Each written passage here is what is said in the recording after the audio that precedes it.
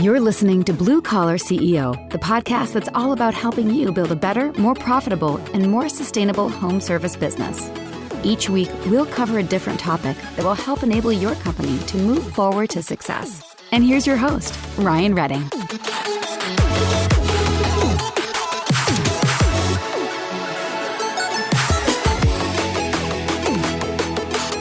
What is up, Blue Collar CEOs? It is Ryan, and it is great to be with you today. I'm getting ready to introduce you to David Crandall. David is insane. He's a graduate of Clemson, has a BS in marketing and a minor in finance. The dude is a true entrepreneur. He has 3 unique businesses, and he's also the executive director for National Trade Association for school photography and yearbooks.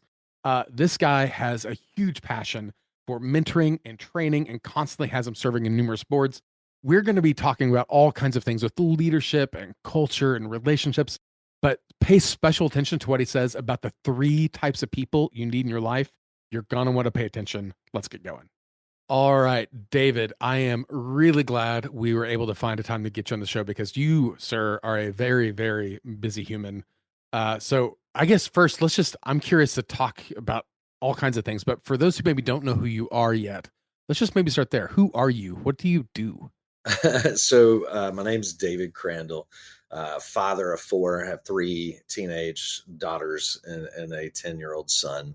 And so I would just call myself an entrepreneur. At the end of the day, I run, for the purpose of this call, a company called Crandall Heating and Air that we're celebrating our 50th year this year. It was my father's company. That's awesome. And, it just kind of grew up being mentored by either men and women that own multiple businesses. And so I went on to, after high school, to college at Clemson University, who I'm a diehard fan for. And I studied marketing and finance. And what I knew at that time, I had a minor in entrepreneurism, and I just knew I wanted to create like organizations in a team. At that time, I didn't know that. And actually, that's really where that story starts. I graduated from Clemson, got married 2 days after graduation, took a full-time job for a company called Lifetouch in a training program. It's a school photography company and kind of sports photography company. And within 6 months, I realized that corporate job was not going to pay all the bills. And I'm like, holy mackerel. I had 1 credit card, and I looked at my wife. She was still in school. And I'm like, I need to go to a training. And she was like, we can't afford that. It was called Sandler sales training. And it was like $4,000 in Charlotte, North Carolina. I put it on a credit card, and it radically changed my life. At that moment, I recognized we in life, you only know what you know. Doesn't matter what feeling you had, doesn't matter anything, but your experience, your everything else. When you expand your mind into professional development, it can radically transform your business. And from that day forward, I'm very excited to say every single year I attend some sort of a professional development. And I just believe you pour into yourself and you pour into your employees, and good stuff happens. So, yeah. Yeah, I think, always be learning, always be growing. I think those are traits of most good leaders that I know. I'm curious, how did you end up starting at photography? Like, how did you transition into the HVAC space? Yeah. So my father started the company, and for years, he was one of those good old guy that they were only going to do it their way. And so I tried to give business help and coach, and he really didn't really want it. And so one day, finally, he was struggling with people. And I said, Dad, let me hire you somebody. He was like, you know nothing about HVAC. I'm like, I was under houses all my life as a kid. That's why I said I'd never get into HVAC. I was 9 years old. I want you to envision being a 9 years old boy. And my parents were divorced. I'm spending a weekend with him. And of course, we're waking up at 6:30, going to a breakfast diner at 6:45. And I'm crawling up under a house by 7:30 a.m. And so I'm in an insulation chute, a crawl space in southern South Carolina. And all of a sudden, I'm in a tight spot. There's one other guy that's like, man, it's called flex. I need you to move this line and hang it here. And I'm moving, and I'm feeling something behind my head. And I go to swat it. And all of a sudden, let's just say there's something, anybody in the South knows what this is, but th're called wolf spiders, and they have these No, of eggs. no, Oh, dude, it was the no. biggest thing ever. And so all of a sudden, you're seeing this 9-year-old little boy screaming because I feel all the babies crawling down my back. I Oh my run God. outside. I have to Oh my strip God. all my clothes off, and these people's and my dad spraying me down with water to get the spiders off. And at that moment, I was like, I'm never gonna be an HVAC guy.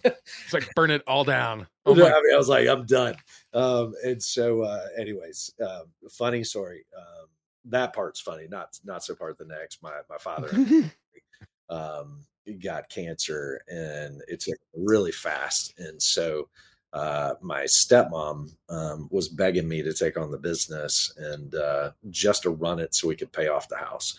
And so I did it. That's just what I did. Again, I was in the school photography, volume photography space at the time. I left the field from being as a franchise owner and went into the corporation and was a director of sales and marketing at that time. And long story short, I just ran the company from afar, and I was living in North Carolina at the time, and just paid the bills. And I just learned in life, if you take care of people, create a good culture. You don't have to micromanage, and you can run a successful business. And I would love to tell you that worked perfect. It did not. I left corporate America, got burned out at about I'm 47, so let's go 5 years ago. And I realized as I'm on airplanes, I'm like, holy mackerel, I'm going fishing with some school superintendents in Pennsylvania for my weekend, and I don't even know my next door neighbor. And so it was kind of like one of those life wake up calls. And I'm like, I have got to do something different. And so I just decided at that moment. I had my father's company, I had two other small businesses at the time. And I was just like, you know what? I told the owner of the company I was working for, I'm like, hey, I'm not going to retire here. I'm just going to get back to being a small business owner. But, hey, I'll give you plenty of time. And he was like, can you give me 2 years? I'm like, I can maybe give you a year and a half. So it was a very amicable relationship. And so, anyways, just transitioned into taking that company and really started running it. When I say, is silent ownership, all the way since 2016. And this year took it over really in, say, October and last October. And very happy to say we tripled in size, and we're already That is scheduled to crazy. triple in size again this year. But I'm not, again, I own an insurance agency that's in about 5 states. And actually currently run the National Trade Association for School Photography and Yearbook. So I'm like the executive director. So, if you're an HVAC guy and you're going to Service Nation or something like that, to a national trade show, I run that for the school photography and yearbook industry. But I only do that it's a nonprofit. I do that like 2 days a week, and then focus the rest of my energy on the rest of our companies. That is a crazy, like a crazy, crazy journey. But what's interesting though is it seems like what's true with everything you touch, and you said it previously, is like this idea of investing in your people, take care of them. There's a lot of things about culture. Mhm. What to you, because those we have similar undergrads, I think, and I remember at least when I was in school, there wasn't a whole lot talked about culture. There wasn't a whole lot talked about leadership. Like, sure, there's like basic finance, like managerial finance, Mhm. but there wasn't stuff about how to influence people and how Yep. to develop people. What was that transition for you like Sure. of kind of having to learn these skills that you probably didn't have a lot of direct exposure to in Yep. academia, but you get thrown into the deep end? Yeah. Like, what was that learning curve like for you? Sure. So what I would tell you is that I learned in the school photography world. I had made a decision right out of Clemson when I realized I couldn't afford to, if I did not grow sales and grow, like I didn't know what was going to happen in life. And married, wanted to have children. And I'm like, man, I got to change my trajectory. And so that Sandler training just opened my eyes up to a different way. Whether you're an HVAC owner and you teach your sales reps how to sell, or you partner with, like, say, Dale Carnegie, and they don't learn something. That's just one aspect, man. It's like everything in life. The more we experience, the more that we really truly understand and can solve problems. And so I saw what that one training did, that one training in 1 year That was $1 billion company. And I'm like 25 years old. And I was the number one sales rep in the country after just 1 year of taking that training. And I'm like, man, okay, now I want to be an owner. And so, man, I grew up poor. We did not have, my dad was Yeah. a one truck operation. Parents got divorced. Life was, my Air Jordans came from Kmart. And so The I recognize Voights. exactly. I recognize real quickly, like, I don't have anything to fall on. There was kids I was at Clemson with that every weekend were going away on weekends, spring break. I didn't have that kind of money. I was working a full-time job while going to school. And so I couldn't, people would go, how did you not get into trouble? Oh, I got into trouble. Thank God there weren't phones and all that stuff back when I was in school. But at the end of the day, it's like life choices. Like I didn't have a choice. If I failed, like I was failing. There was Yeah. no one to pick me up. There was no money. And so I continue just to pour into myself from an educational standpoint. And so the part that I go with where that your question kind of expands upon was not just professional development, but I started to realize my first daughter was born in 2001. And I recognized I'm watching this little kid show called Dora the Explorer. And Dora. there's this little fox, his name's Swiper. And I'm like, you know what? You don't always have to be the smartest person in the planet. You just need to swipe ideas. And so instead of me going in my own state, I would call, the largest franchise, say in Washington State or in California. And I would go, hey, I'm not in your space. I'm on the East Coast, but can I fly in and buy you dinner? I just want to see your office, pick your brain, and just if you share your business plans and stuff with me. And so I started to do about 2 of those a year, and it radically changed every way I saw stuff, because you only know what you know. And so if you only Yeah. know growing up Yeah. in South Carolina, this is how South Carolina does, but you don't see Iowa, Michigan, New York, California. You're like, oh, wow. And so I did the same thing in HVAC. When I decided, man, I'm going all in, I'm not going to be a silent owner anymore. I was blessed. I went out to Service Nation. I met just some guys like sitting, talking. It was a father, son. And they said, Dave, hey, man, we'll share anything with you. What do you need? And I'm like, man, I'm just a 1.5 truck operation. I'm trying to grow. And they're like, how about we send you, not sell, we'll send you our business plan. I'm like, awesome. Met another husband and wife team, flew in, took them out to dinner. And they paved a road for me. They were all at like 9 trucks. I'm excited. We'll be in our 4th or 5th truck this year. And that was just after a year and a half of kind of following their blueprint. It wasn't about marketing. It was literally like setting up the basic business standards in which you're going to run your business, so that that once you do a job and you install it properly, you're not going back because there's some issue. Yeah. Like it's all those little things, those details that make all the difference in the world. And I've met in this industry, I've met in the photography industry, in the insurance industry, so many people that they're like, man, I don't have time to go to that training. And I look at people and go, you don't have enough money to not go to that, or enough time. It's crazy how people Yeah. they don't always think about the impact Right. that training does. I've got a friend who does he does like wealth building strategies. Like that's kind of his thing. In fact, we've had him on our show previously, but like his thing is like you can do like 1x, like 1-digit returns, you can do double-digit returns and triple-digit returns. But he's like the quadruple-digit returns every time are when you invest in yourself. Oh yeah. Every time. And so many people like struggle to get that memo of when you invest in your own skills and capabilities, Yep. you're the most impact on everything else you touch. So I'll give you an example of that. So I'm 26 years old at that time in Greensboro, North Carolina, and I'm really starting to grow that photography business. And I go to a Clemson alumni event that's here in Greensboro, and they call them just kind of like alumni clubs. And so I meet this guy that's on the board. His name's Joe Bostic, played football for Clemson, then at the Redskins, but just, huge entrepreneur. And Joe, and I'd love to say that I asked for it. I didn't. Like Joe saw me, was just talking to me. He was like, Dave, you want to go to breakfast one day? I'm like, yeah, that'd be awesome. He sat and looked at me at the age of 26. He said, David, I see a guy that has a mission and a passion for business, and you're going to be successful, whatever you do. But can I give you some life advice? I'm like, yeah. He was like, I wish someone would have poured into me, and that's why I'm trying to do my give back to younger Mm, professionals. And he was like, "You need 3 people in your life.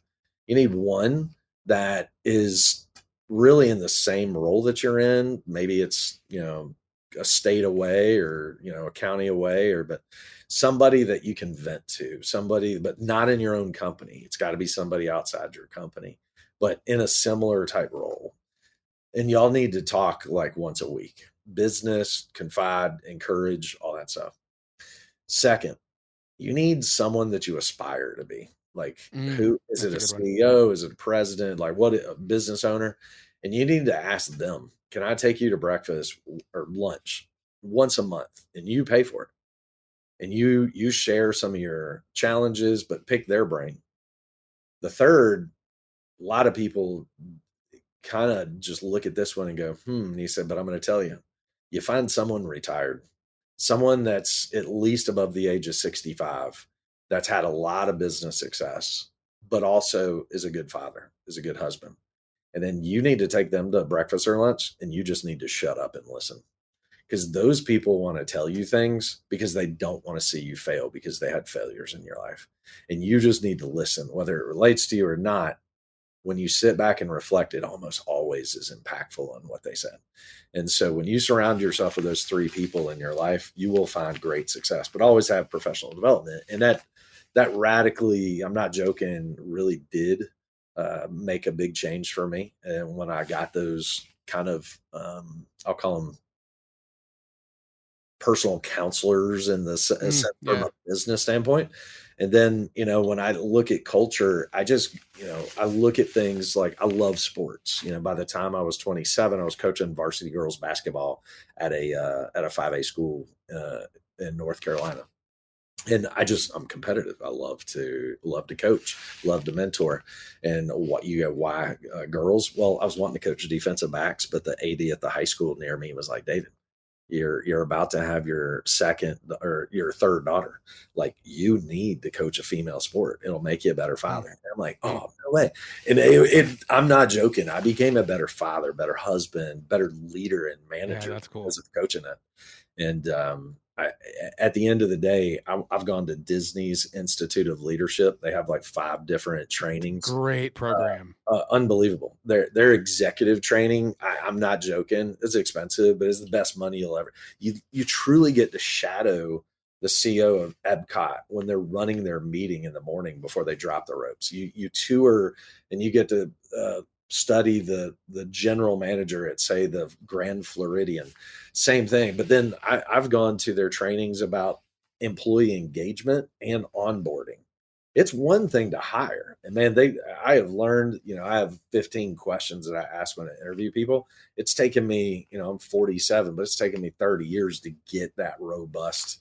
And man, when you pivot one time from those questions, I've learned it never works out. And so Yeah, you gotta stick with, those walls, those guardrails when you're hiring. But it's not just about hiring good people, it's onboarding them, equipping them, that's true. giving That's them true. the tools to be successful, encouraging.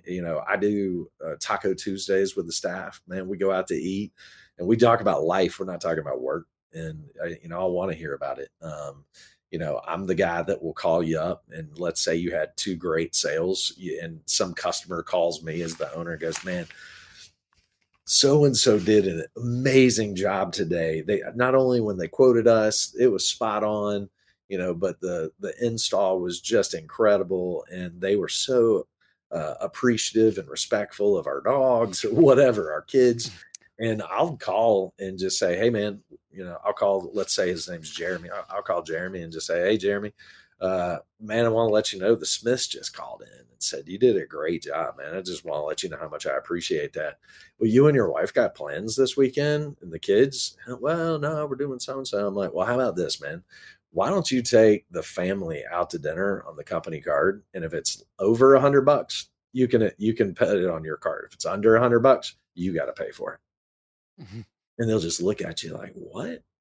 And I mean, how much does that cost me, right? That feeling Yeah. that Yeah. that you give to the employees that you're not a cheap, you know, bum and that you're willing to invest in them and recognize when their success. Don't get me wrong. I wish I could do it every single day that way. We all get busy, and especially, I'm blessed. Some people use it as a crutch. I have ADD and dyslexic. And some people like, man, I have a learning disability. I use that and go, man, I can juggle 30 things in the air at the exact same time. Yeah, I'm going to probably drop two, but 28, I'm still going to process what the normal person can only do three. And so it's just a different way. And I always have to be busy thinking, strategizing. And so I love the life I have of having multiple companies. I'm dealing with something different every single day. It's funny, like even the way you describe like juggling 30 balls, you might drop two, but at least you got 28 in the air. Most people couldn't do three. It Yeah. kind of reminds me of like Elon Musk said something similar. Was it last year, Oh, the year really? before, about his like so our director of operations came from Tesla. So we get like I get a lot of insight about kind of like their internal ops and culture. So this isn't a huge thing there, but one of the things that he would say is he sets these really ambitious, really aggressive, like borderline impossible goals Mhm. to accomplish, right? And most people think he's crazy. And his thing is, sure, we're probably going to fail the goal. Yep. However, we're going to get a hell of a lot further having an aggressive goal, like driving that line forward, than if we had a more realistic goal and a more conservative timeline. Like we'll be just further down the road. And so Yep. you can critique us all you want and make fun of us, but it's kind of your point of like, you can make fun of me for having 28 things that I'm juggling, but I'm getting more done with my 28 things Yep. than you are with your three. Well, Similar sentiment. and making your goals with your team. That's huge. Yeah, good point. And, like, Good point. it's kind of like the best ideas truly, when you think about it, when you read books, and I'm a voracious reader of leadership books and just biographies on people. I think that's awesome. But when you read, it's like they were in a meeting most of the time. One person had this idea, but it made a light bulb in somebody else's head, put it all together. And so, a prime example, I listened to this story. I'm like, are you kidding me? And so in Minneapolis, there was this, I forget what year it was, like 2004, 2005. They were challenged with the ice and snow coming in on the inverter stations, where it's all the big poles and it's all Yeah, fake right. around. And I forget what that's properly called. But it was taken down, and they were having to figure out how to get the ice off and all this kind of stuff. And so the energy department got the state involved. They had this huge boardroom of all these intelligent people, right? And so they were trying to come up with solutions, and it was about an hour in, and they had two guys that represented the field. And so truck drivers, right? The guys that are getting up on the poles. And one of the guys joked about this and said, "Hey, you know what y'all need to do? Because nobody's coming up with anything. Y'all need to put honey up on that thing, so when all the bears come, they'll shake and all the snow and ice will fall off." That one kind of crazy, ludicrous idea. Guess who else was in the room? The military base right there at the airport. And every single day, the Air Force has to fly those helicopters just so that they're getting routine. And said, "Oh, what if we flew the helicopters over it and hovered over it for like 10 minutes, and we just did it like 5 times a day? Because we got to fly the helicopters anyways." And today, they haven't had a station go down yet with ice and snow. But it's like everything in life. You got to engage everybody, bring everybody to the table. Too often, entrepreneurs, small business owners, we sit in a room and we're challenged. We're like beating our head against the wall. When if we engaged everybody on the staff, you never know what's going to come out and what's going to happen. And so, dream big. Yeah, I agree. And I like the idea of even having a lot of people influence that decision process. This is like personally what I've found to be true with like diverse teams. Because I think a lot of people like to have teams that look like them. Like when you hire someone, you want to hire someone that's just like you.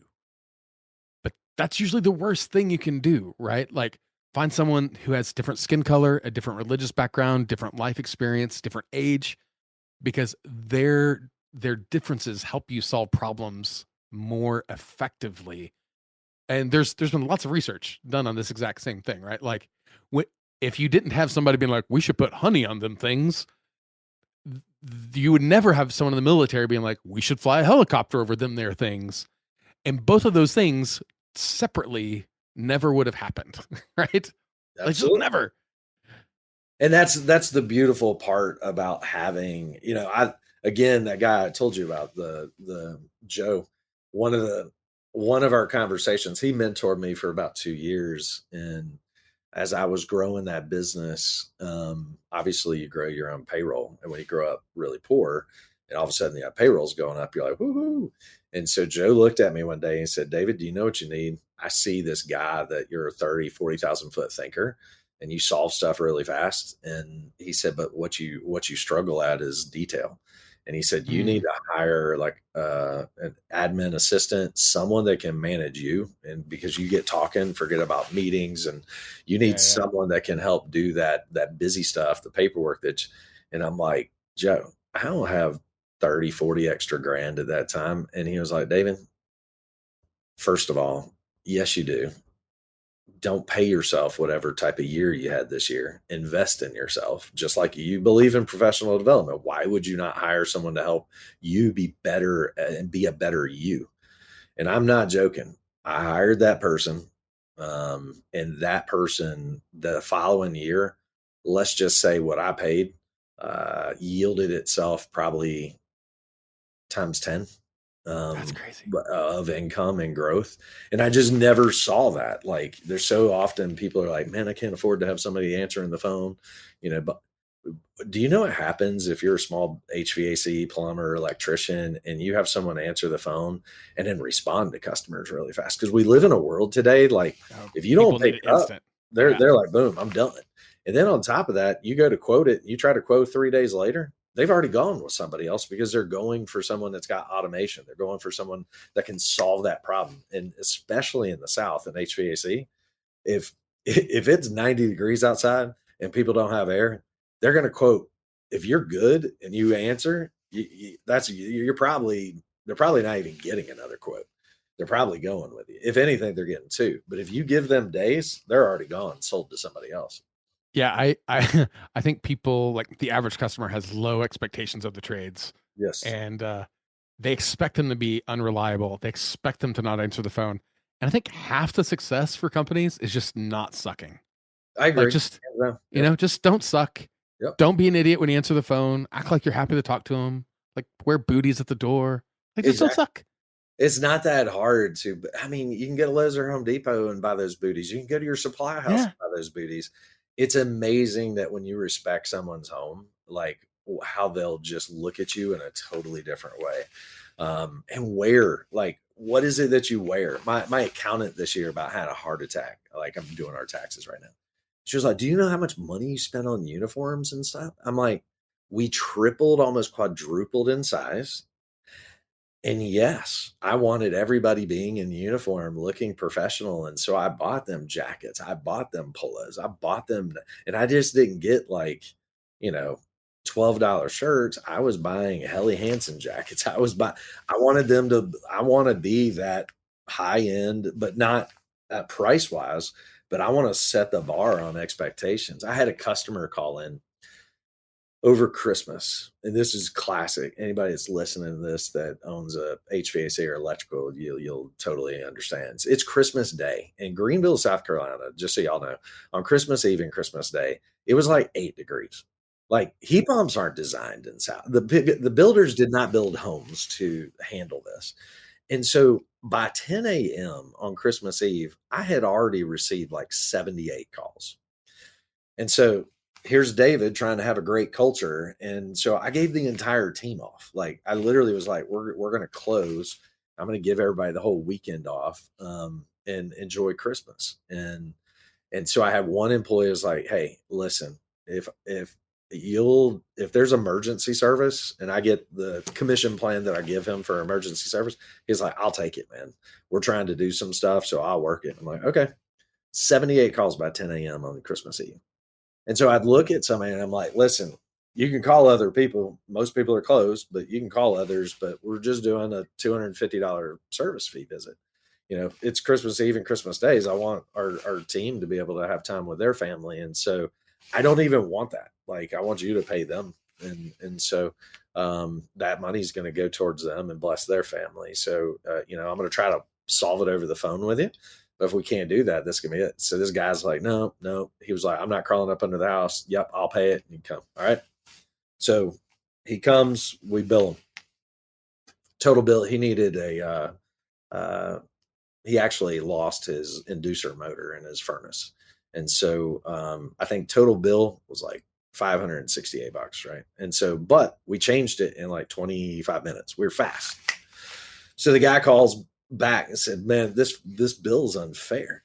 And I'm like, first of all, he didn't call. On Monday morning, he left a 1-star review. And so I take pride in our Google review. And so I pick up the phone and call him by like 10 a.m. And I get his voicemail. I'm like, this is David Crandall, Hanging There.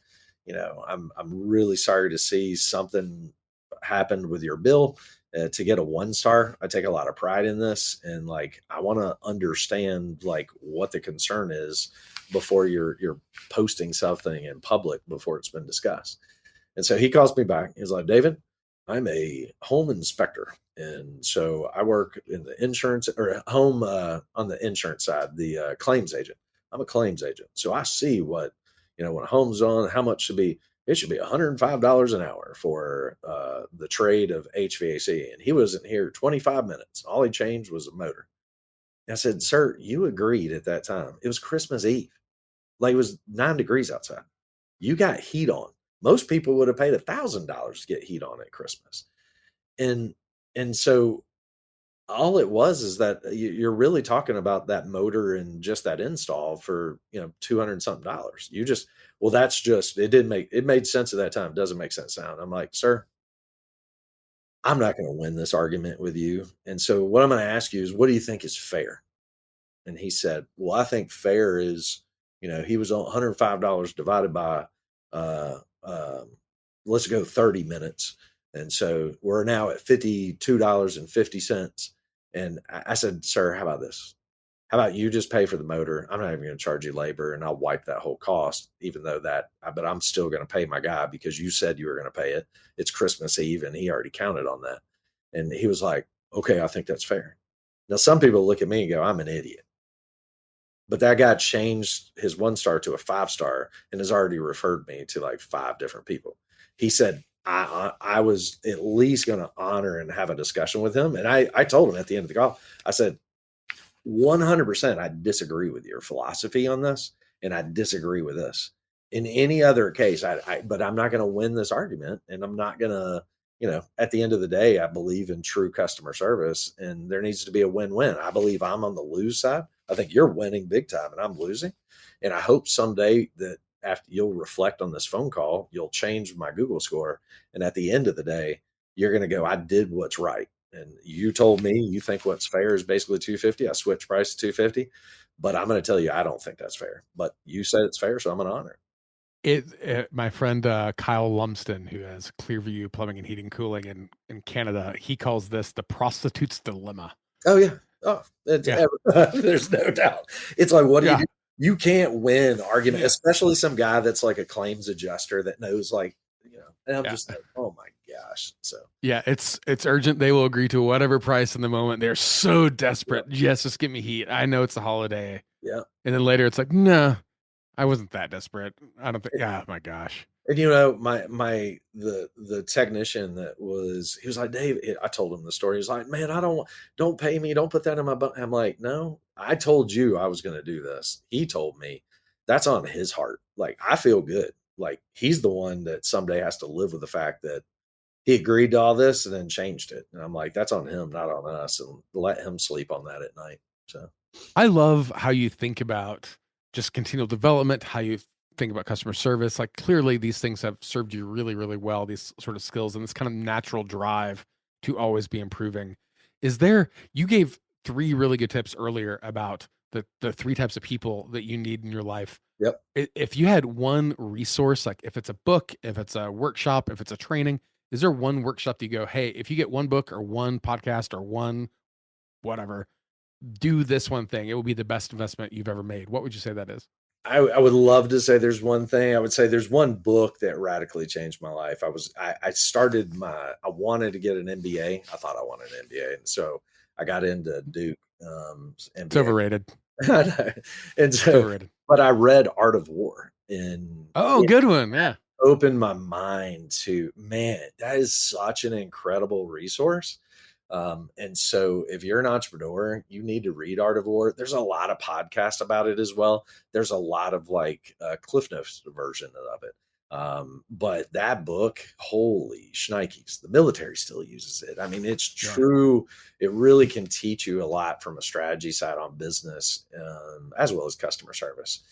But I would say if I had to narrow it down, it would be not like a soul thing, but I would definitely say um, Dale Carnegie has so many Mm, resources, and they're live taught webinars, customer service. You could train your entire staff on Dale Carnegie. It doesn't matter if it's finance and operations. It doesn't matter if it's accounts receivable. It doesn't matter if it's customer service. It could be technicians. It could be sales.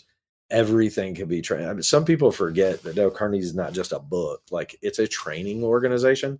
There's companies like Old Dominion Freight Line, $4 or $5 billion company, and they outsource their training to Dale Carnegie and stuff, or did. I don't know if they still have it, but at the end of the day, it's there are people that are really good at training.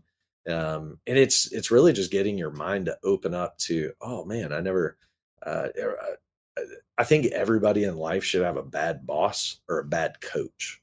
Yeah, mm. I remember my daughter, she got a new volleyball coach in high school, and she was like, "Dad, it's the worst coach on the planet." And I said, "You know what, Taylor? This is a good thing." And she's crying, just she's so upset because of this coach. And I said, "Taylor, you know what you're going to learn here?" She's like, "What?" "You're going to learn what it's like to have a bad coach, and so that you're going to appreciate all the good coaches that you have in life." And it's the same for bosses. You're going to experience that someday when you become a manager or a leader, how you want to treat people or how you won't treat people.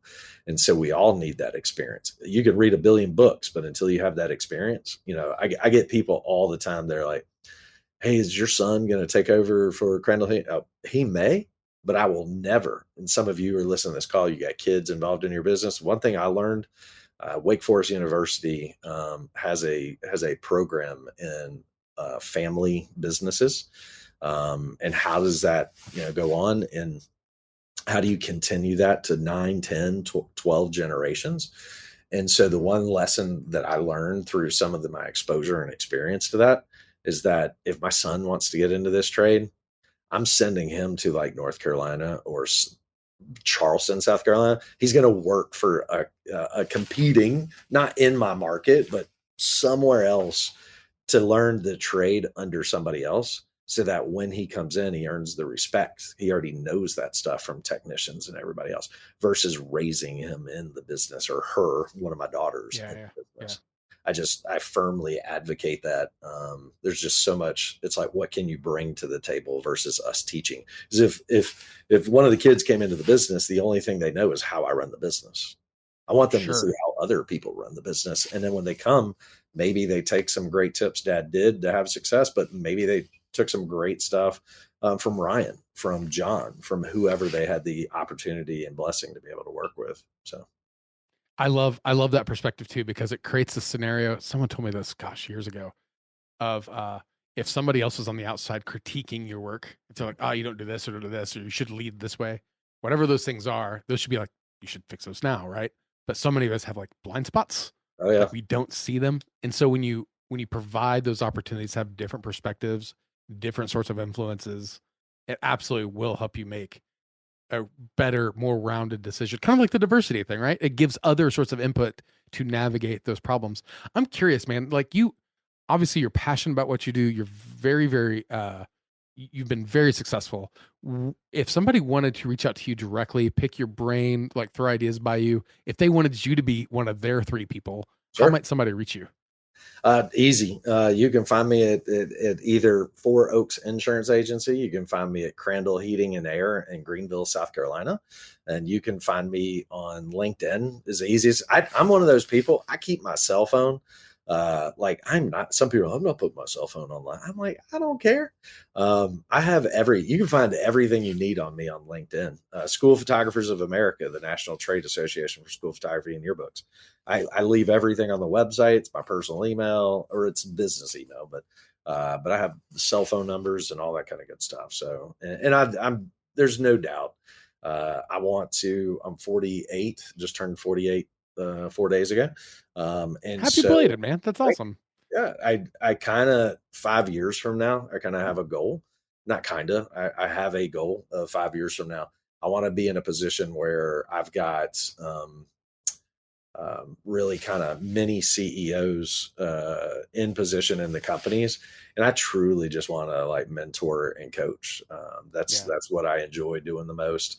I love seeing light bulbs go off in people's heads and watch them have success. One of the companies I own is a consulting / acquisitions. I help do acquisitions in a boutique market. And I can't tell you how many times, like, in working with someone in that and studying their business and then helping them, acquire this next business successfully, I'll go to send them a bill and they send me more money. And it's like, David, this was awesome. Thank you so much. And, that's about the only time I've ever seen that happen in this world. But I think when you hit a home run with somebody and you help change their life, people are genuinely appreciative and realize that value is sometimes greater than whatever you quote unquote had an NDA and build for. And so anyways, love to help. And if I can help in any way, but, again, I'm just a little guy that drives a truck and a Jeep Wrangler in South Carolina and North Carolina and just owns a couple small businesses. So David, you're a wealth of knowledge and honestly a huge inspiration. Thank you for taking time to stop by. Jeep wave to you, I guess. And go Tigers, man. Yeah. All right. Thanks, bud. This episode was hosted by Ryan Redding, author of the book on digital marketing for plumbing and HVAC contractors, and founder of Levergy, the digital marketing solution for serious home service companies. You can subscribe to Blue Collar CEO on Apple Podcasts, Spotify, or wherever you get your podcasts. Visit us online at BlueCollar.CEO and find us on Instagram. And don't forget to subscribe and leave a review. Thanks for tuning in. We'll be back next week with another awesome episode. See you soon.